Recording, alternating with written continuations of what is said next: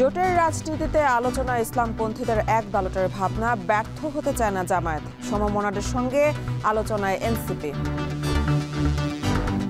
সমমনা যারা আছি তারা সবাই ঐক্যবদ্ধ হব। ধর্মীয় দলগুলো যদি অন্য মধ্যপন্থী দলের অধীনে জোটে যায় তাহলে তাদের রেজাল্ট ভালো হয়। নতুন সংবিধানের দাবিতে যদি অন্যান্য দলগুলো আমাদের সাথে একমত হয়, জোটে রূপান্তর হইতে পারে। 21শে আগস্ট গ্রেনেড হামলা মামলায় তারেক রহমান সহ 49 আসামির খালাসের বিরুদ্ধে আপিলের রায় আজ।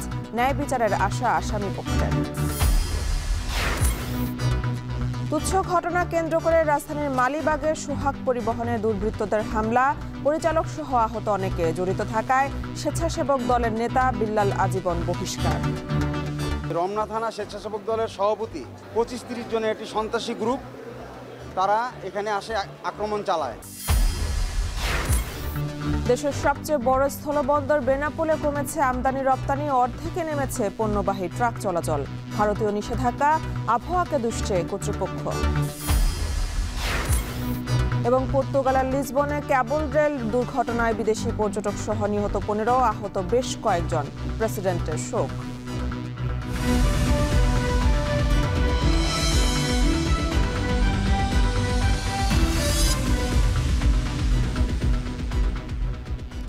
স্বাগত। এখন বাণিজ্যের পুরো আয়োজন জুড়ে সঙ্গে আছে আমি মেহেরিন অ্যানি। সংস্কার কিংবা জুলাই সনদ ঘিরে রাজনীতির নতুন মেরুকরণ শেষ পর্যন্ত কি জোটে রূপ নেবে, নাকি বিএনপির বিপরীতে শুধু ইসলামপন্থীরাই জোটবদ্ধ হবে? এমন সব সমীকরণে জোটের রাজনীতিতে আগের মতো ব্যর্থ হতে চায় না ইসলামী আন্দোলন। জামায়াত বলছে রাজনৈতিক জোট কিংবা জোটবদ্ধ নির্বাচন দুটি প্রক্রিয়ায় খোলা রাখছে তারা। এদিকে ইসলামপন্থী দলের নেতৃত্বে জোটে যেতে আগ্রহী নয় এবি পার্টি। আর এনসিপি বলছে এই মুহূর্তে নতুন সংবিধান নিয়ে কাছাকাছি মতের দলগুলোর সঙ্গে আলোচনা করছে দলটি। বিস্তারিত ওমর ফারুকের প্রতিবেদনে। আগামী সংসদ নির্বাচনকে সামনে রেখে নতুন করে আলোচনা ইসলামপন্থীদের রাজনৈতিক জোট। এ নিয়ে নানা বক্তব্য, মতামত উঠে আসছে বিভিন্ন সভা সমাবেশে। আলোচনায় ইসলামপন্থী দলগুলোর সব ভোট এক ব্যালটে আনার বিষয়টিও। যেভাবে বিপ্লব হয়েছে জুলাই মাসে, আগামী নির্বাচনে এরকম একটি পজিটিভ বিপ্লব হবে। ধর্মীয় মতভেদ ভুলে ভোটের মঞ্চে এক হতে চায় জামাত ইসলামী ও ইসলামী আন্দোলন। এছাড়াও জোটের আলোচনায় আছে বেশ কয়েকটি ইসলামিক দল। ইসলামী আন্দোলন বাংলাদেশের যুগ্ম মহাসচিব গাজী আতাউর রহমান বলেন, গণঅভ্যুত্থান পরবর্তী বাস্তবতায় জনমনে নতুন রাজনৈতিক সম্ভাবনা তৈরি হয়েছে। তাই আগের মতো জোটের রাজনীতিতে এবার ব্যর্থ হতে চান না তারা। বিএনপির পরে দেখেন ধারাবাহিকভাবে 2, 3, 4 সিরিয়ালে আছে ইসলামী সংগঠনগুলো। এখন ইসলামী সংগঠনগুলোর দিকে মানুষের প্রত্যাশা বেশি। এখন এককভাবে কোনো ইসলামী সংগঠন আসলে ক্ষমতায় যাওয়ার মতো অবস্থানে নেই, এটা আমরা সবাই বুঝি। এই জন্যে আমরা মানুষের এই যে প্রত্যাশাটা এটা রিয়ালাইজ করেই আমরা সকল ইসলামী সংগঠন আমরা চিন্তা করছি আগামী নির্বাচনে যাতে ঐক্যবদ্ধভাবে নির্বাচনটা করা যায়। তবে এই মুহূর্তে রাজনৈতিক জোটের বিষয়ে না ভাবলেও গণপরিষদ নির্বাচন ও নতুন সংবিধানের বিষয়ে কাছাকাছি মতের দলগুলোর সঙ্গে আলোচনা চলছে তাদের। বাংলাদেশের যে রাজনৈতিক সংকট, সে সংকট সমাধানের জন্য গণপরিষদ নির্বাচনের মাধ্যমে নতুন সংবিধানের দিকে যেতে হবে। আমরা আমাদের এই দাবিগুলো নিয়ে অনেকগুলো দলের সাথে আনুষ্ঠানিক অনানুষ্ঠানিক নানাভাবে আলাপ আলোচনা করেছি। সেই গণপরিষদ নির্বাচন, নতুন সংবিধানের দাবিতে যদি অন্যান্য দলগুলো আমাদের সাথে একমত হয়, তাহলে আমরা একসাথে আন্দোলন এবং আন্দোলন পরবর্তীতে সেটা জোটে রূপান্তর হইতে পারে। এদিকে ঐক্যমত্য কমিশনে প্রধান সংস্কার নিয়ে ঘোষিত জোট না হলেও অনেকটা মেরুকরণ হয়েছে বলে দাবি করেন জামায়াতে ইসলামী সহকারী সেক্রেটারি জেনারেল হামিদুর রহমান আজাদ। বলেন, রাজনৈতিক জোট কিংবা জোটবদ্ধ নির্বাচন যেই প্রক্রিয়ায় হোক, সে ব্যাপারে বিভিন্ন দলের সঙ্গে যোগাযোগ রাখছে জামাত। সংস্কার কমিশনে যে আলোচনা হয়েছে সেই জায়গায়ও ঘোষিত জোট না হলে অনেকটা মেরুকরণ হয়েছে। সমমনা যারা আছি তারা সবাই মিলে আমরা একটা ইলেকশন সুষ্ঠু করার জন্য আগে ঐক্যবদ্ধ হব, তারপরে নির্বাচনী বিষয়গুলো আমরা আলাপ আলোচনা ভিত্তিতে নির্ধারণ করব। তবে ইসলামপন্থী দলের নেতৃত্বে জোটে যেতে অনাগ্রহী এবি পার্টি। দলটির চেয়ারম্যান মুজিবুর রহমান মঞ্জু জানান, এককভাবেই নির্বাচনের প্রস্তুতি নিচ্ছেন তারা। তবে মধ্যপন্থী ও জুলাই আকাঙ্ক্ষা পোষণ করা দলের মধ্যে জোট হলে আগ্রহী তার দল। আমরা এককভাবে নির্বাচনের প্রস্তুতি নিচ্ছি, কারণ আমরা দেখেছি অতীতে কোনো নির্বাচনে ধর্মীয় দলের নেতৃত্বে যদি কোনো জোট হয় তাদের ইলেকশনের রেজাল্ট খুব ভালো হয় না, বরং ধর্মীয় দলগুলো যদি অন্য মধ্যপন্থী দলের অধীনে জোটে যায় তাহলে তাদের রেজাল্ট ভালো হয়। ফলে ওই রকম কোনো জোট যদি হয় যে কোনো মধ্যপন্থী দলের নেতৃত্বে সেখানে ধর্মীয় দলগুলোও থাকলো, অন্যান্য দলও থাকলো, সেটাও একটা বিবেচনায় রাখা যেতে পারে। রাজনৈতিক জোটের বিষয়টি অস্পষ্ট থাকলেও জুলাই সনদের আইনি ভিত্তি বাস্তবায়ন ও গণপরিষদ কিংবা পিআর পদ্ধতিতে নির্বাচনের বিষয়ে সহাবস্থানে রয়েছে জামাত, এনসিপি ও ইসলামী আন্দোলন। সেটা জোটে রূপান্তর হবে কিনা তা হয়তো নির্বাচনী তফসিল ঘোষণার পরেই বোঝা যাবে। ওমর ফারুক, এখন, ঢাকা। রাজধানীর সোহাগ পরিবহনের মালিবাগ কাউন্টারের সামনে সিগারেট খেতে নিষেধ করাকে কেন্দ্র করে বাস কাউন্টারের ভাঙচুর ও হামলা চালিয়েছে দুর্বৃত্তরা। বুধবার রাত 11:30টার দিকে এই ঘটনা ঘটে। এ ঘটনায় কাউন্টারে থাকা 10 থেকে 12 জন কর্মচারী সহ সোহাগ পরিবহনের পরিচালক আলী হাসান তালুকদার পলাশ আহত হয়েছেন। হামলায় গুরুতর আহত পলাশের ড্রাইভার মাসুদকে ঢাকা মেডিকেল কলেজ হাসপাতালে ভর্তি করা হয়েছে। কাউন্টারের পাশাপাশি আলী হাসান তালুকদার পলাশের বাসায়ও হামলা হয়েছে। সোহাগ পরিবহনের মালিক পক্ষ থেকে দাবি করা হয়, স্থানীয় স্বেচ্ছাসেবক দলের নেতা বিল্লালের নেতৃত্বে 25 থেকে 30 জন এসে অতর্কিত হামলা চালায়। কাউন্টারে ভাঙচুরের ফলে যাত্রীদের মধ্যে আতঙ্ক ছড়িয়ে পড়ে। এই ঘটনায় এরই মধ্যে স্বেচ্ছাসেবক দল থেকে বিল্লালকে আজীবন নিষিদ্ধ করা হয়েছে। পরে ঘটনাস্থল পরিদর্শন করে আইনশৃঙ্খলা বাহিনী।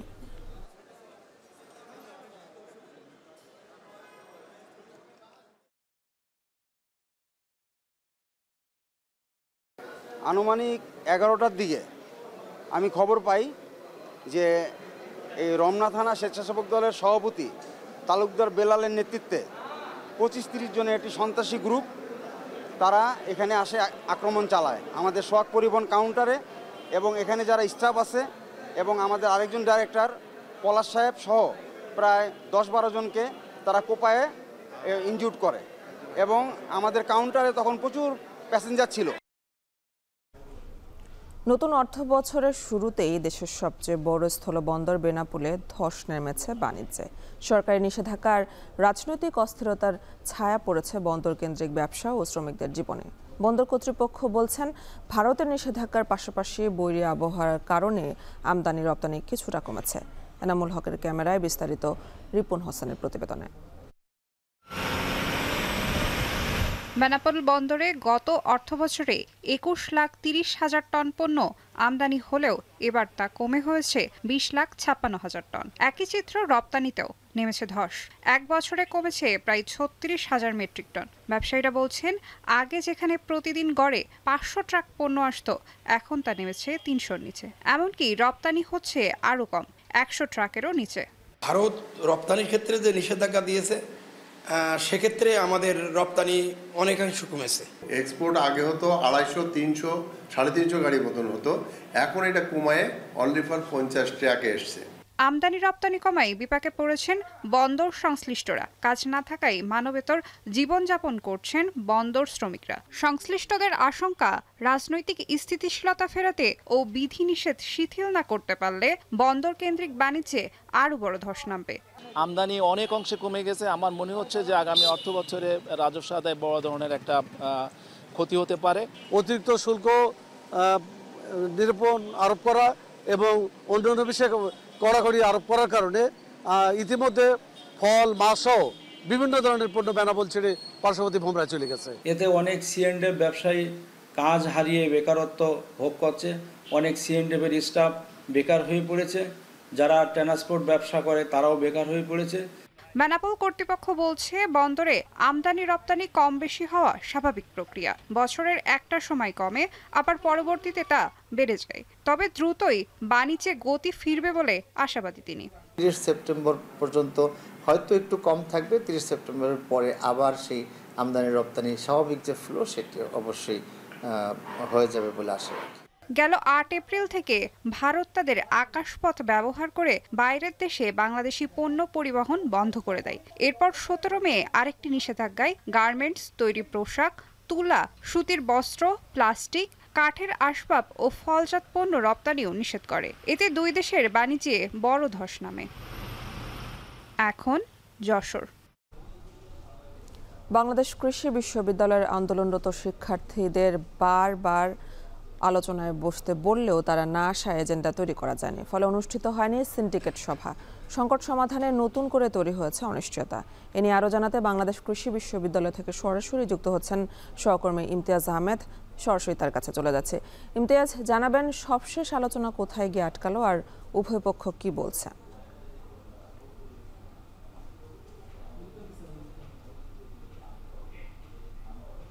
বিশ্ববিদ্যালয়ে কিন্তু রোববার, বিশেষ করে রোববারের শিক্ষার্থীদের উপর হামলার পর থেকে কিন্তু সিন্ডিকেট কমিটির জরুরি মিটিংটিকে অনির্দিষ্টকালের জন্য বিশ্ববিদ্যালয় বন্ধ ঘোষণা করেন। হলগুলো শিক্ষার্থীদের হল ত্যাগ করে নির্দেশনা দেন এবং এরপর থেকে কিন্তু আসলে আন্দোলনটা আরও তীব্র হতে থাকে এবং সর্বশেষ মঙ্গলবার শিক্ষার্থীরা একটি আলোচনায় বসেন বিশ্ববিদ্যালয় প্রশাসনের শিক্ষকদের সঙ্গে। সন্ধ্যা 7টা থেকে রাত 12টা, অর্থাৎ 5 ঘন্টা ব্যাপী তারা কিন্তু একটি আলোচনা করেন। সেই আলোচনায় শিক্ষার্থীরা মোটা দাগে বেশ কয়েকটি বিষয় তারা উল্লেখ করেছিলেন। সেখানে তারা বলেছিলেন যে মঙ্গলবার দিনই আসলে এই যে হল ত্যাগের নির্দেশটি দেওয়া হয়েছে সেটি প্রত্যাখ্যান করে এবং সেটি নতুন বিবৃতি দেওয়ার জন্য যে হলগুলো আসলে হল ত্যাগের বিষয়টি যেন বিজ্ঞপ্তি আকারে প্রকাশ করা হয়, যেন হল ত্যাগ যাতে না করতে হয়। এবং পাশাপাশি যে তদন্ত কমিটি গঠন করা হয়েছে, যে শিক্ষার্থীদের উপর হামলার ঘটনায় 6 সদস্যের একটি তদন্ত কমিটি গঠন করা হয়েছে, সেই তদন্ত কমিটি যেন পুনর্বিবেচনা করা হয়, পুনর্মূল্যায়ন করা হয় এবং সেই তদন্ত কমিটিতে কোনোভাবেই যেন শিক্ষার্থীদের উপর কোনো খড়ক না চাপে বা তারা যেন কোনোভাবে হয়রানির শিকার না হয়, তাদের বিরুদ্ধে যেন কোনো ব্যবস্থা না হয়, সেটি যেন নিশ্চিত করা হয়। পাশাপাশি আরেকটি বিষয় সেটি হলো যে বিষয়টি বলছেন যে কম্বাইন্ড ডিগ্রি যে আলোচনার বিষয়টি সেটি যেন চলমান থাকে, এমন একটি সিদ্ধান্তে কিন্তু উপনীত হয়েছিল। আমরা দেখতে পেরেছিলাম যে শিক্ষকদের পক্ষ থেকে বলা হয়েছিল বুধবার, বিশেষ করে গতকালকে একটি সিন্ডিকেট মিটিং হওয়ার কথা ছিল, কিন্তু দেখা গেছে যে সেই গতকালকে কিন্তু সিন্ডিকেট মিটিংটি হয়নি, যেখানে প্রশাসন বলছে যে শিক্ষার্থীদের পক্ষ থেকে একটি লিখিত এজেন্ডা নিয়ে তারা সিন্ডিকেট মিটিংয়ে যাওয়ার কথা ছিল। সেই লিখিত এজেন্ডা যেহেতু তারা পাননি, সুতরাং সেই বৈঠকটি কিন্তু সিন্ডিকেট বৈঠকটি কিন্তু হয়নি। অন্যদিকে শিক্ষার্থীরা যেটা দাবি করছিলেন যে যেহেতু 12টার মধ্যে শিক্ষকরা বা বিশ্ববিদ্যালয় প্রশাসন একটি সিন্ডিকেট মিটিংয়ের মধ্য দিয়ে যে ঘোষণাটি দেওয়ার কথা ছিল সেটি যেহেতু দেয়নি, সুতরাং সেই জায়গাটিতে কিন্তু একটা দুপক্ষের মধ্যে আলোচনা কিন্তু একটা আটকে ছিল। এবং সর্বশেষ কিছুক্ষণ আগে আমি ছাত্র উপদেষ্টা ডক্টর প্রফেসর মোহাম্মদ শহীদুল হক আমাদেরকে যেটি নিশ্চিত করেছেন আজকে একটি আলোচনা হওয়ার সম্ভাবনা রয়েছে শিক্ষার্থীদের সঙ্গে। সেটি কখন কোথায় হবে সেটি এখন পর্যন্ত নিশ্চিত করা যাচ্ছে না, তবে একটি আলোচনা হওয়ার সম্ভাবনা রয়েছে এবং এই আলোচনা যদি হয়, আলোচনার পরপরই কিন্তু সিন্ডিকেট মিটিং ডাকা হবে এবং দ্রুত এই যে সামগ্রিক চলমান বিষয়টি নিয়ে রয়েছে সেগুলো নিয়ে কিন্তু আলোচনা করা হবে। এবং শিক্ষার্থীদের সঙ্গে আমার কথা হয়েছে, শিক্ষার্থীরা বলছেন যে তারা আসলে আলোচনার জন্য প্রস্তুত রয়েছেন। শিক্ষক প্রশাসন যখনই তাদেরকে ডাকবেন আলোচনার জন্য তখন তারা আসলে আলোচনায় বসবেন এবং যেহেতু আলোচনা চলছে এই মুহূর্তে কিন্তু শিক্ষার্থী যারা রয়েছেন তারা কিন্তু কোনো কর্মসূচি বিশ্ববিদ্যালয়ে রাখেনি। এবং যেটা আমরা মঙ্গলবার দিন যেটা জানতে পেরেছিলাম, সেই ভার্চুয়াল দিয়ে কিন্তু বিশ্ববিদ্যালয়ের উপাচার্য যুক্ত ছিলেন, যে সেখানে কিন্তু শিক্ষার্থীরা দাবি করেছেন যে 7 দিনের মধ্যে বিশ্ববিদ্যালয় চালু করে ক্লাস পরীক্ষা এগুলো যেন চালু করে দেওয়া হয়। এবং সব কিছু মিলিয়ে যেটা আমরা আসলে দেখতে পাচ্ছি যে এই অচল অবস্থা কাটিয়ে একটা আলোচনার মধ্যে দিয়ে সুষ্ঠু সমাধান চাচ্ছেন শিক্ষক এবং শিক্ষার্থী উভয় পক্ষই। ময়মনসিংহ কৃষি বিশ্ববিদ্যালয় থেকে যুক্ত ছিলেন সহকর্মী ইমতিয়াজ আহমেদ। রাজশাহী বিশ্ববিদ্যালয়ে জুলাই 36 সালে রাত 11টার পর প্রবেশ করা ছাত্রীদের নিয়ে আপত্তিকর মন্তব্য করায় ছাত্রদল নেতার বহিষ্কারের দাবিতে বিক্ষোভ করেছেন শিক্ষার্থীরা। গেল রাতে হলের সামনে অবস্থান নিয়ে বিক্ষোভ করেন নারী শিক্ষার্থীরা। এ সময় ছাত্রদল নেতা আনিসুর রহমানের স্থায়ী বহিষ্কার, মনোনয়নপত্র বাতিল ও প্রকাশ্যে ক্ষমা চাওয়ার পাশাপাশি সাইবার বুলিং সেল গঠন, সামাজিক যোগাযোগ মাধ্যমে অশালীন মন্তব্যে জড়িতদের জবাবদিহিতার আওতায় আনার দাবি জানান। অভিযুক্ত ছাত্রদল নেতা আনিসুর রহমান মিলন শাহ মাকদুম হল শাখা ছাত্রদলের সহসভাপতি। অভিযোগ ওঠায় রাতে ওই ছাত্রনেতার পদ সাময়িক স্থগিত রাখার কথা জানায় বিশ্ববিদ্যালয়ের শাখা ছাত্রদল। ঘটনার প্রতিবাদ ও অভিযুক্তের স্থায়ী বহিষ্কারের দাবিতে বেলা 11টায় প্যারিস রোডে বিক্ষোভ কর্মসূচির ডাক দিয়েছেন ক্যাম্পাসের নারী শিক্ষার্থীরা। এর আগে গত সোমবার রাত 11টার পর হলে ফেরায় জুলাই 36 হলের 91 ছাত্রীকে প্রাধ্যক্ষের অফিসে তলব করে নোটিশ দেওয়া হয়। ফেসবুকে এ সংক্রান্ত একটি ফটোকার্ডের মন্তব্যের ঘরে ছাত্রদল নেতা আনিসুর রহমানের আইডি থেকে ছাত্রীদের বিনা পারিশ্রমিক যৌনকর্মী বলে মন্তব্য করা হয়।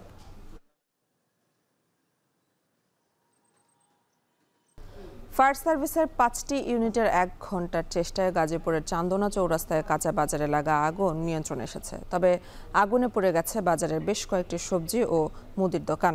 স্থানীয় ব্যবসায়ী ও ফায়ার সার্ভিস জানায় ভোর 6টা 10 মিনিটে চৌরাস্তা এলাকার শাপলা ম্যানশনের পেছনের কাঁচা বাজারে হঠাৎ আগুন লাগে। মুহূর্তে তা ছড়িয়ে পড়ে বাজারের অন্যান্য দোকানে।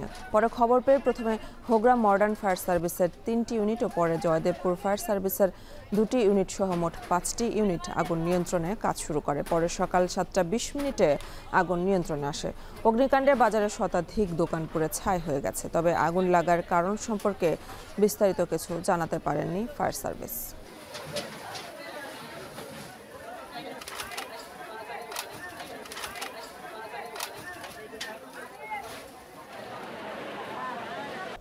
কুষ্টিয়া আবাসিক এলাকায় যত্রতত্র গড়ে উঠেছে গ্যাস সিলিন্ডারের দোকান। অনুমোদন বা নিরাপত্তা ব্যবস্থা ছাড়াই অলিগলির বাসাবাড়িতে মজুত রাখা হচ্ছে সিলিন্ডার।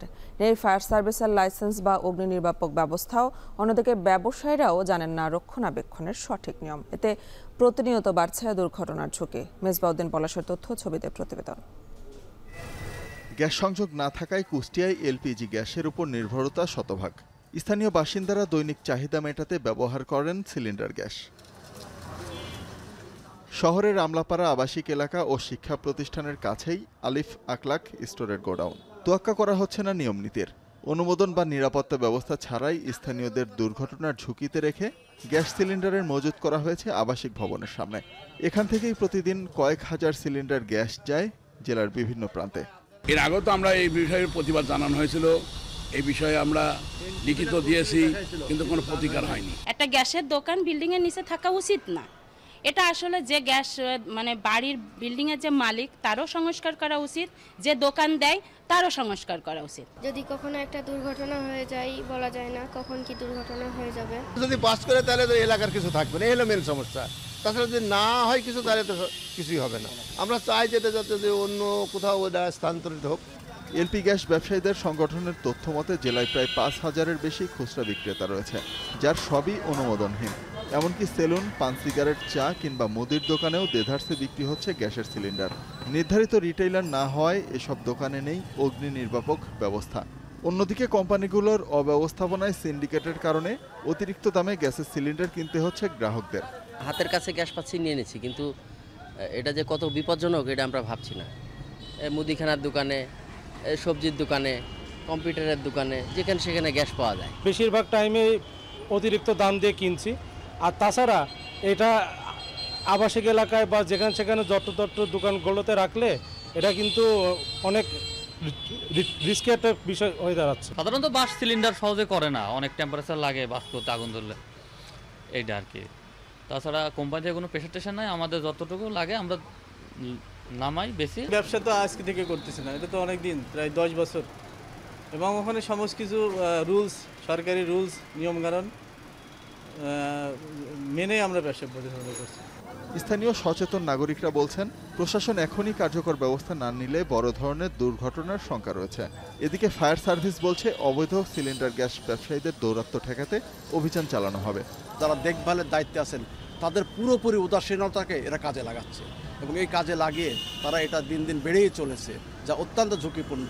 যখন মানুষের মনে করেন একটা দুর্ঘটনা ঘটবে, তখন দেখা যাবে যে লোক দেখানো একটা অভিযান চলছে। সচেতনতার জন্য আমরা প্রতি সপ্তাহে আপনার যে মহড়া কার্যক্রম পরিচালনা করি এবং কিভাবে গ্যাস সিলিন্ডারে অগ্নি নির্বাপন করা হয় সে ব্যাপারে প্রশিক্ষণ দেওয়ার চেষ্টা করি, এবং আমাদের গণসংযোগ কার্যক্রম আমরা পরিচালনা করি। ফায়ার সার্ভিসের তথ্য মতে গ্যাস সিলিন্ডার বিক্রি করতে কুষ্টিয়ায় অনুমোদিত কোনো লাইসেন্সধারী নেই। গত 1 বছরে এখন পর্যন্ত জেলায় গ্যাস সংক্রান্ত মোট 8টি অগ্নি দুর্ঘটনা ঘটেছে। এখন কুষ্টিয়া। 21শে আগস্ট গ্রেনেড হামলা মামলায় তারেক রহমান, লুৎফুজ্জামান বাবর সহ 49 আসামিকে খালাস দিয়েছেন আপিল বিভাগ। এনে বিস্তারিত জানাতে উচ্চ আদালত থেকে যুক্ত হচ্ছেন সহকর্মী জাহিদ হাসান। জাহিদ, রায়ের বিস্তারিত জানাবেন।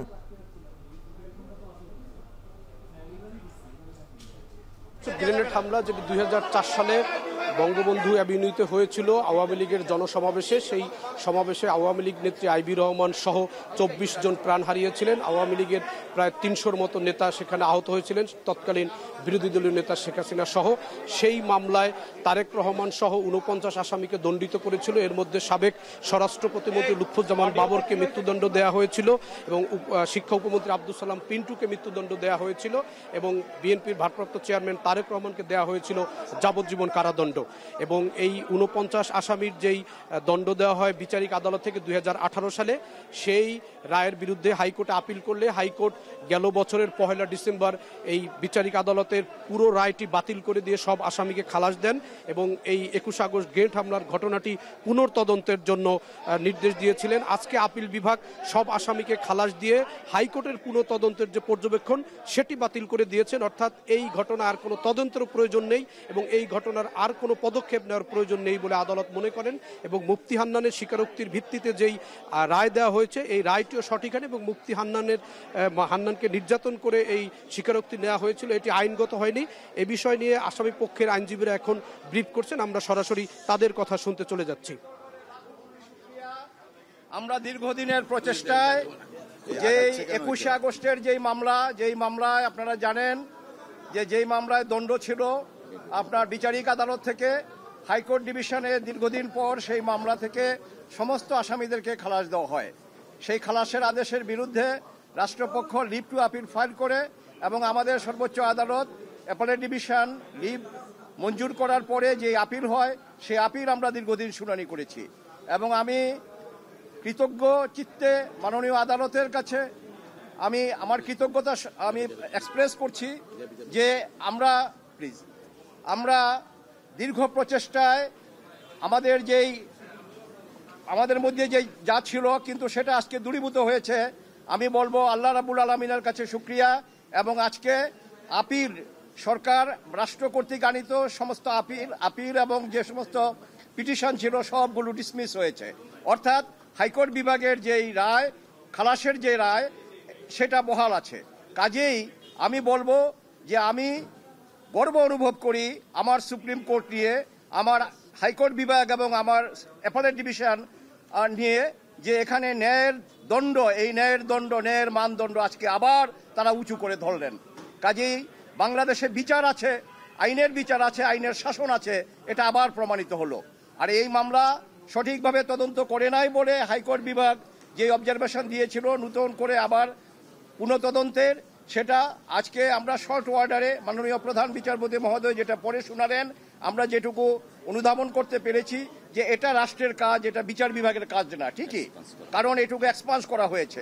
আর নন অ্যাপিলিং অ্যাকিউজড অর্থাৎ জনাব তারেক রহমান সাহেব এবং আপনার অন্যান্য যারা ছিলেন তারা যারা আপিল করতে পারেননি এবং যারা দেশে উপস্থিত ছিলেন না, তাদের বেলায়ও সেই খালাসের আদেশ যেটা হাইকোর্ট বলেছিলেন যে এই খালাসের আদেশ তাদের বেলা প্রযোজ্য হবে, এটাও আজকে আমাদের অ্যাপেলেট ডিভিশন থেকে এটা বহাল আছে। কাজেই আমরা বলতে পারি জনাব তারেক রহমান সাহেব সহ অন্যান্য যারা আছেন তারা এই মামলা থেকে বেকসুর খালাস এবং এই মামলায় আর কোনো সাজা কারো নাই। আমরা আবারও আল্লাহ রাব্বুল আলামিনের কাছে কৃতজ্ঞতা প্রকাশ করছি, শুকরগুজার করছি এবং আদালতের প্রতি আমরা কৃতজ্ঞ চিত্তে আদালতের এই রায়কে আমরা স্মরণ করছি। এবং আমি বাংলাদেশের একজন আইনজীবী হিসাবে আমার সুপ্রিম কোর্ট নিয়ে আমি গর্ব অনুভব করি যে আবার প্রমাণিত হলো যে আইনের শাসন আছে আর বিনা বিচারে অন্যায়ভাবে কাউকে ফাঁসি দেওয়া যাবে না, এটা আবার প্রতিষ্ঠিত হলো এবং এই ধারাবাহিকতা যেন বজায় রাখা থাকে। আর 164 ধারার জবানবন্দি মরহুম মুফতি হান্নান সাহেবের জবানবন্দির উপরে এই টোটাল মামলাটা ছিল, কিন্তু আজকে মাননীয় প্রধান বিচারপতি যখন রায় পড়ে শোনালেন সেখানে উনি বলেছেন যে যা একজন ফাঁসির আসামি অন্য মামলায় সিলেটের আনোয়ার চৌধুরী সাহেবের উপরে যে গ্রেনেড অ্যাটাক হয়েছিল সেই মামলায় তখন তার ফাঁসি ছিল, সেখান থেকে এনে তাকে এই যে 164 করা হয়েছে দ্বিতীয়বার এবং এই সেকেন্ড কনফেশন, এটা আইনত গ্রহণযোগ্য না। এবং এখানে সবচেয়ে বড় কথা যেটা স্বতঃস্ফূর্তভাবে করা বা ভলান্টারিনেস, যেটা এই মামলায় উনি বলেছেন শুধু মুফতি হান্নান না, অন্যান্য যে সমস্ত স্বীকারোক্তিগুলো ছিল এগুলো একটাও ভিতরেও ওনারা ভলান্টারিনেস খুঁজে পান নাই, অর্থাৎ এগুলো স্বেচ্ছায় তারা করেননি। কাজে স্বেচ্ছায় যদি না করে তাহলে সেই স্বীকারোক্তির কোনো মূল্য নাই। কাজেই এই মামলায় শুধু আসামিদের খালাস হয়নি, আজকে একটা নতুন ধারা যোগ হয়েছে যে ন্যায় বিচারের ক্ষেত্রে আমাদের উচ্চ আদালত কতটা সজাগ পুঙ্খানুপুঙ্খ রূপে সেখানে এটা মাননীয় প্রধান বিচারপতি মহোদয়ের শর্ট আদেশের মাধ্যমে আমরা সেটা অনুধাবন করেছি এবং এটা ইনশাআল্লাহ বহাল থাকবে বাংলাদেশ সুপ্রিম কোর্টে। হ্যাঁ বলেন।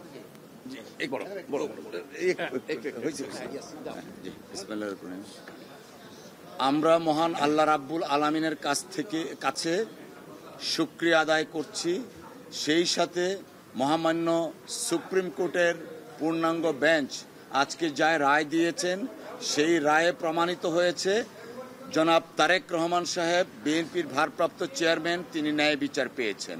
আপনারা জানেন এই মামলাটা অত্যন্ত একটা হিনিয়াস ক্রাইম ছিল, কিন্তু শেখ হাসিনা ওয়াজেদ তার রাজনৈতিক উদ্দেশ্যে ব্যক্তিগত জিঘাংসা থেকে জনাব তারেক রহমান সাহেবকে অন্যায়ভাবে এই মামলায় অন্তর্ভুক্ত করেছিলেন। আজকে সর্বোচ্চ আদালতের মাধ্যমে প্রমাণিত হয়েছে জনাব তারেক রহমান সাহেব নির্দোষ এবং তিনি খালাস পেয়েছেন। পাশাপাশি এইটাও এস্টাবলিশড হয়েছে শেখ হাসিনা ওয়াজেদ প্রকৃত অর্থে আইবি রহমান সহ যারা আনফরচুনেটলি মৃত্যুবরণ করেছেন তাদের বিচার শেখ হাসিনা চায়নি। যদি শেখ হাসিনা প্রকৃত অপরাধীদের বিচার চাইতেন, আইবি রহমানের বিচার চাইতেন, তাহলে হয়তো রাজনৈতিক জিঘাংসার বশবর্তী হয়ে জনাব তারেক রহমান সাহেবকে এই মামলায় অন্তর্ভুক্ত করতেন না। আমরা মহান আল্লাহর দরবারে আবারও শুকরিয়া আদায় করছি, জনাব তারেক রহমান সাহেব ন্যায় বিচার পেয়েছেন। আমরা বিএনপির পক্ষ থেকে আল্লাহর দরবারে শুকরিয়া আদায় করছি। সকলকে ধন্যবাদ। ডাকসু নির্বাচন সামনে রেখে ক্যাম্পাস জুড়ে নির্বাচনী হাওয়া। প্রচার প্রচারণার সবশেষ খবর জানাতে এই মুহূর্তে ক্যাম্পাসে আছেন সহকর্মী সাজিদ আরাফাত। সরাসরি চলে যাচ্ছে তার কাছে। সাজিদ, প্রচার প্রচারণা কেমন দেখছেন, আর আজ কোনো প্যানেলের কোনো কর্মসূচি আছে কিনা জানাবেন? হ্যাঁ, কর্মসূচি তো বটেই রয়েছেই, কেননা ডাকসু নির্বাচনের আর মাত্র 4 দিন মোটা দাগে বলা চলে যে বাকি রয়েছে। এই শেষ দিকে এসে কিন্তু প্রচার প্রচারণা অনেকটাই তুঙ্গে। বিভিন্ন প্যানেলের ছাত্রদল, ছাত্র শিবির থেকে শুরু করে অন্যান্য যে স্বতন্ত্র প্যানেলের পদপ্রার্থীরা রয়েছেন তারা কিন্তু তাদের যে প্রচারণা সেটি চালিয়ে যাচ্ছেন। আমরা দেখেছি ক্যাম্পাসে সকালের দিকেই বিভিন্ন এলাকাগুলোতে কেন্দ্রীয় লাইব্রেরির সামনে কিংবা ডাকসুর সামনে, একেবারে কলাভবন, বিভিন্ন জায়গায় কিন্তু আমরা দেখছি প্রচার প্রচারণা বা তাদের যে প্রচারণার যে বিলি কাগজ যেটি পোস্টার যেটি সেটি কিন্তু বিলি বিতরণ চলছে আমরা দেখছি। এবং শিক্ষার্থীদের কাছে তারা যাচ্ছেন, ভোট চাইছেন, দোয়া চাইছেন, এমন বিষয়গুলো কিন্তু চলছে। এবং এটি আরও বলা চলে যে আরও 4 দিন চলবে, কেননা 9 সেপ্টেম্বর নির্বাচন। সেই 9 সেপ্টেম্বরের আগ পর্যন্ত কিন্তু এই নির্বাচনী প্রচারণা চলবে। এবং আরেকটি তথ্য জানিয়ে রাখি যে গতকাল সিনেট ভবনে একটি সংবাদ সম্মেলন হয়েছে, সেখানে তথ্য জানিয়ে দেওয়া হচ্ছে যে এর আগে 4 দিন ছুটি ঘোষণা করা হয়েছিল, সেটি বাতিল করা হচ্ছে মাত্র 1 দিন, অর্থাৎ 9 সেপ্টেম্বর যে নির্বাচনের দিন সেদিনই ছুটি থাকবে এবং পরবর্তী যে দিনগুলো সেগুলোতে নিয়ম মাফিক যে ক্লাস কর্মসূচি বা অন্যান্য যে পরীক্ষা সেগুলো চলবে। এবং বুথের সংখ্যা কিন্তু বাড়ানো হয়েছে, অর্থাৎ আগে 500টি বুথ ছিল, সেটি থেকে 710-এ বৃদ্ধি করা হয়েছে। এবং ভোট গ্রহণের সময় পূর্ব নির্ধারিত যে সময় ছিল সেই সময় থেকে 1 ঘন্টা বাড়ানো হয়েছে। এই তথ্যগুলো আসলে আপনার মাধ্যমে জানিয়ে দেওয়ার চেষ্টা করলাম যে এগুলো নতুন করে গতকাল আসলে ঘোষণা করা হয়েছে। সিনেট ভবনে একটি সংবাদ সম্মেলন ছিল সেখান থেকে, এবং সেই বিষয়গুলো ঘোষণার পর কিন্তু আমরা দেখছি যে নির্বাচনী যে প্রচারণার বিষয়টি বলছিলেন সেই নির্বাচনী প্রচারণা কিন্তু একেবারে তুঙ্গে। সবাই সবার যে ইশতেহার সেই ইশতেহারগুলো ঘোষণা করেছে। আজকে একটি প্যানেলের ইশতেহার ঘোষণা করার কথা রয়েছে দুপুর নাগাদ, এবং সেই ইশতেহার অনুযায়ী কিন্তু তারা তাদের যে কর্মকাণ্ড, তারা নির্বাচিত হলে কি করবেন, ডাকসুতে শিক্ষার্থীদের স্বার্থ সংশ্লিষ্ট বিষয়গুলো রক্ষার জন্য তারা কি করবেন, সেই বিষয়গুলো কিন্তু তারা প্রতিশ্রুতি দিচ্ছেন। তো এভাবেই কিন্তু আসলে ডাকসু নির্বাচনের যে প্রচার প্রচারণা সেটি কিন্তু চলমান রয়েছে। এটি আজকে আরও বেশ কয়েকদিন সময় আছে, সেই কয়েকদিন কিন্তু চলতেই থাকবে এভাবেই। তো মোটা দাগে বলা চলে যে এই ছিল ডাকসু প্রচারণার যে সবশেষ খবর, সেটি আমার কাছ থেকে। ডাকসু নির্বাচনের খবর জানাচ্ছিলেন সহকর্মী সাজিদ আরাফাত। সপ্তাহ ব্যবধানে চাঁদপুর বড় স্টেশন মাছঘাটে বেড়েছে ইলিশের সরবরাহ। কেজিতে মাছের দাম কমেছে 150 থেকে 200 টাকা। এ নিয়ে আরও জানাতে চাঁদপুর থেকে যুক্ত হচ্ছেন তালহা জুবায়ের। তালহা, ইলিশ কেজি প্রতি কত করে বিক্রি হচ্ছে আর দাম কমায় ক্রেতা ও বিক্রেতাদের প্রতিক্রিয়া কেমন দেখছেন জানাবেন। আমি আছি চাঁদপুর বড় স্টেশন মাছঘাটে, যেখানে চাঁদপুরের শুধু নয় সারা বাংলাদেশ থেকে কিন্তু মানুষজন আসে তাজা ইলিশ কেনার জন্য। যদিও গেল সপ্তাহের তুলনায় কিন্তু আজকের বাজারে মাছের সরবরাহ বৃদ্ধি পাওয়ায় কিন্তু দামও কিছুটা কমে এসছে। আর যেখানে গেল সপ্তাহে কিন্তু প্রতি কেজি মাছ বিক্রি করা হতো 2500 থেকে 2600 টাকা দরে, তা কিন্তু আজকের বাজারে দেখতে পেয়েছি 2300 থেকে 2400 টাকা দরে কিন্তু বিক্রি করা হচ্ছে 1 কেজি ওজনের মাছ। তাছাড়া মাঝারি সাইজের মাছের মধ্যে 600 গ্রাম থেকে শুরু করে 700 গ্রাম ওজনের মাছ কিন্তু বিক্রি করা হচ্ছে 1500 থেকে 1600 টাকা দরে, এবং 800 গ্রাম কিংবা 900 গ্রাম ওজনের মাছ বিক্রি করা হচ্ছে 1800 থেকে 2000 টাকায়, এবং ছোট সাইজের যে মাছ রয়েছে তাও কিন্তু 1000 থেকে 1200 টাকা দরে বিক্রি করা হচ্ছে। আসলে দাম কমার কারণে কিন্তু ক্রেতারা যে খুব বেশি একটা খুশি হতে পারছেন তাও কিন্তু নয়, কারণ বিগত যে বছরগুলো ছিল সেই সময়টাতে কিন্তু মৌসুমের এই সময় এসে 1 কেজি ওজনের মাছ কিন্তু বিক্রি করা হতো 2000 টাকা দিচ্ছে, অর্থাৎ 1500 থেকে 1600 টাকা ধরে। কিন্তু এই বছর ইলিশের মৌসুম গড়ালেও কিন্তু আসলে সেই অর্থে কিন্তু মাছের দাম কমেনি বলে কিন্তু ব্যবসায়ীরা বলছেন। তারা বলছেন যে আসলে চাঁদপুরের স্থানীয় যে পদ্মা মেঘনা নদী রয়েছে সেখানে জেলেদের জালে কিন্তু কাঙ্ক্ষিত ইলিশে দেখা পাচ্ছে না। তাছাড়া সমুদ্র উপকূলীয় যে অঞ্চল রয়েছে বরিশাল, বরগুনা, পটুয়াখালী কিংবা লক্ষ্মীপুর, নোয়াখালী সহ কিন্তু এই সমস্ত জায়গা থেকে অন্যান্য বছরগুলোতে যেই পরিমাণে মাছ চাঁদপুরের এই বাজারে আসতো তা কিন্তু এই মৌসুমে কিন্তু খুব একটা দেখা পাচ্ছেন না তারা। মাছের সরবরাহ কমার কারণে কিন্তু আসলে দামও কিন্তু উদ্যোগমুখী কিন্তু দেখা যাচ্ছে, এবং যারা জেলে রয়েছে তাদের সাথে কথা বলে জানতে পেরেছে আসলে যে ইলিশ ধরা পড়ছে তার মধ্যে কিন্তু অধিকাংশ ইলিশই কিন্তু ছোট সাইজের ইলিশ কিন্তু আসলে তারা পাচ্ছেন, এবং অনেক ক্ষেত্রে কিন্তু তাদের যেই নৌকার যেই মাছ মাল্লা থাকে তা আসলে তাতে করে তাদের নৌকার জ্বালানি খরচটাও কিন্তু অনেক সময় কিন্তু তারা তুলতে পারছেন না। এবং সবচেয়ে বেশি আসলে যে প্রভাবটা পড়ছে আসলে এই মাছের দাম ঊর্ধ্বগতি হওয়ার কারণে কিন্তু একটা সময় নিম্নবিত্তের দরাছোঁয়ার বাইরে থাকা এই ইলিশ কিন্তু এখন মধ্যবিত্তের দরাছোঁয়ার বাইরে চলে যাচ্ছে। আসলে দিন দিন এই ইলিশের ঊর্ধ্বগতির কারণে কিন্তু যারা ইলিশের খাওয়ার জন্য বাজারে আসেন, ইলিশ কেনার জন্য অনেক মানুষই কিন্তু আসলে আশাহত হয়ে কিন্তু ফিরে যাচ্ছেন। তো সবকিছু মিলিয়ে এই ছিল আমার সেই চাঁদপুর থেকে ইলিশের সবশেষ। বৈধ কাগজপত্র ছাড়া ভারতে প্রবেশ করা বাংলাদেশ, আফগানিস্তান ও পাকিস্তানের নাগরিকদের দেশটিতে অবস্থানের বিশেষ সুবিধা দেওয়া হয়েছে, যা 1 সেপ্টেম্বর থেকে কার্যকর হয়েছে বলে জানিয়েছে দেশটির স্বরাষ্ট্র মন্ত্রণালয়। এক বিবৃতিতে বলা হয়, 2024 সালের 31 ডিসেম্বরের মধ্যে ধর্মীয় নিপীড়ন এড়াতে এই 3 দেশ থেকে যারা ভারতে প্রবেশ বা আশ্রয় নিয়েছে তাদের বিরুদ্ধে শাস্তিমূলক কোনো ব্যবস্থা নেওয়া হবে না। সংখ্যালঘু হিন্দু, শিখ, বৌদ্ধ, জৈন, পার্সি ও খ্রিস্টান সম্প্রদায়ের যারা পাসপোর্ট বা ভ্রমণ নথি ছাড়াই ভারতে প্রবেশ করেছেন তাদের সেখানে অবস্থানের অনুমতি দেওয়া হয়েছে। ভারতীয় স্বরাষ্ট্র মন্ত্রণালয় আরও জানিয়েছে, প্রতিবেশী দেশের নিপীড়িত সংখ্যালঘুরা ভারতে নাগরিকত্বের আবেদনও করতে পারবেন।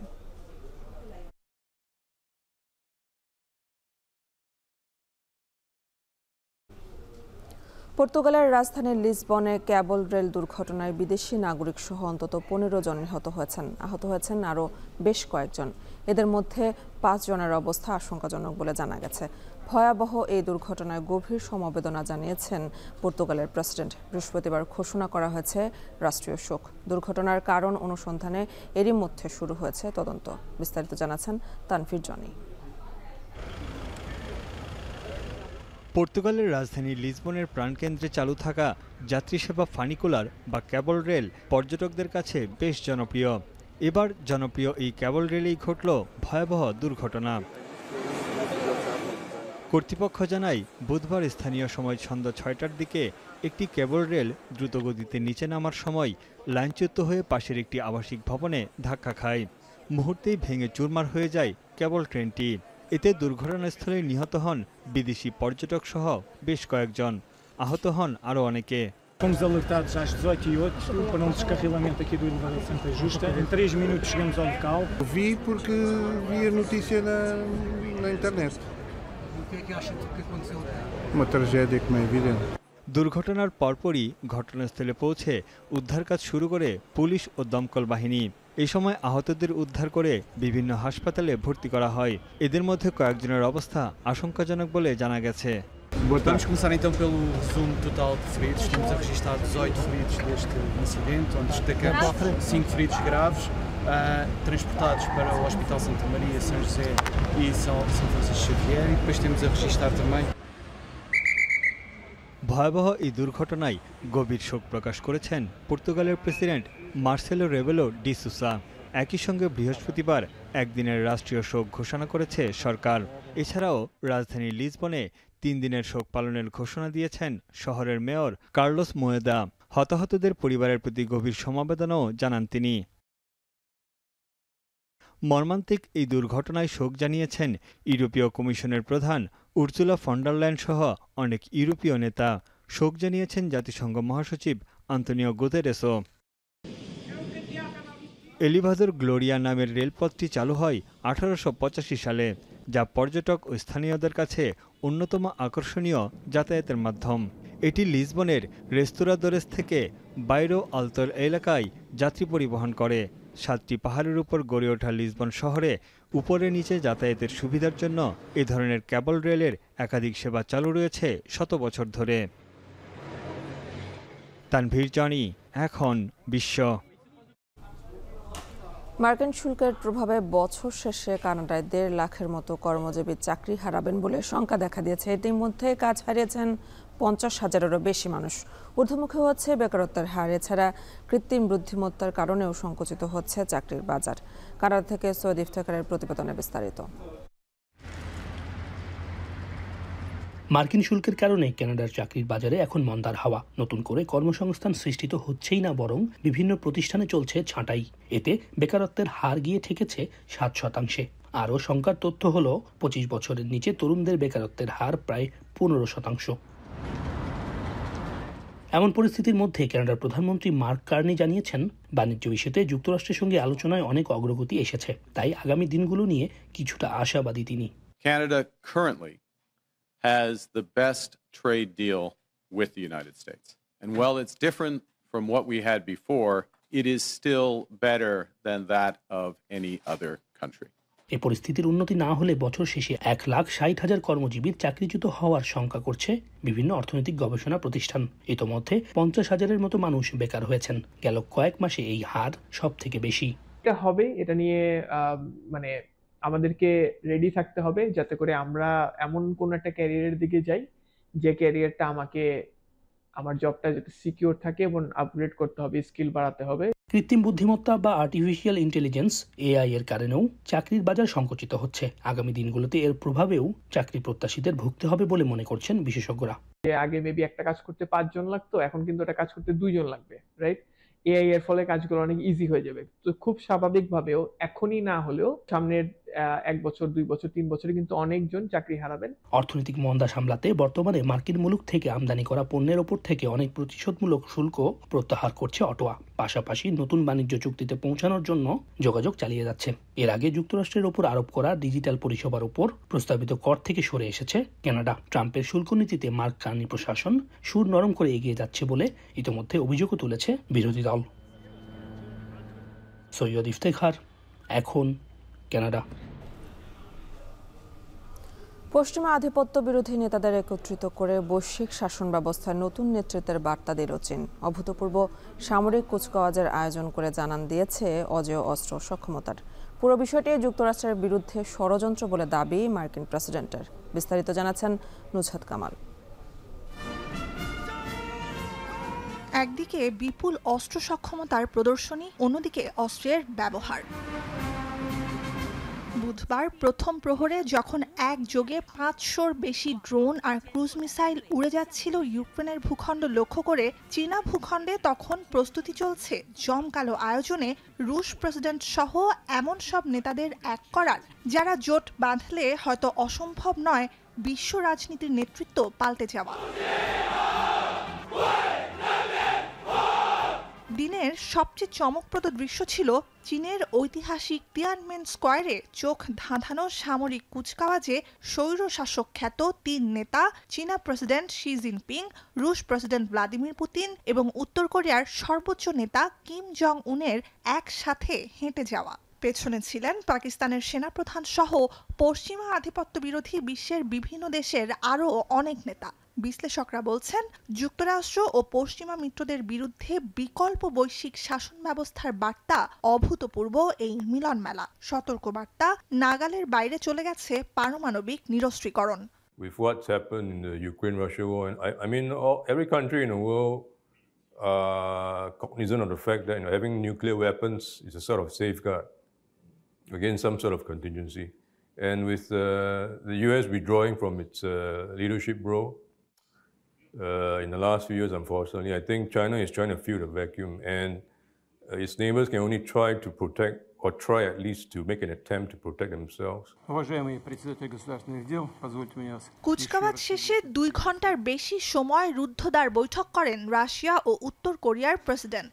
এ সময় রাশিয়ায় কিমকে আমন্ত্রণ জানান পুতিন। এর আগে ইউক্রেনের বিরুদ্ধে যুদ্ধে সেনা পাঠিয়ে মস্কোকে সহযোগিতার জন্য কৃতজ্ঞতাও জানান রুশ নেতা। পুরো ঘটনা প্রবাহে বিস্মিত বিশ্ব রাজনীতিতে ছড়ি ঘোরানো যুক্তরাষ্ট্রের প্রেসিডেন্ট। সামাজিক যোগাযোগ মাধ্যমে অনেকটা ঠেস দিয়েই যুক্তরাষ্ট্রের বিরুদ্ধে ষড়যন্ত্রের জন্য অভিবাদন জানান 3 নেতাকে। প্রতিক্রিয়ায় রুশ প্রেসিডেন্টের সহযোগী জানান, কেউ কোনো ষড়যন্ত্রে জড়িয়ে নেই।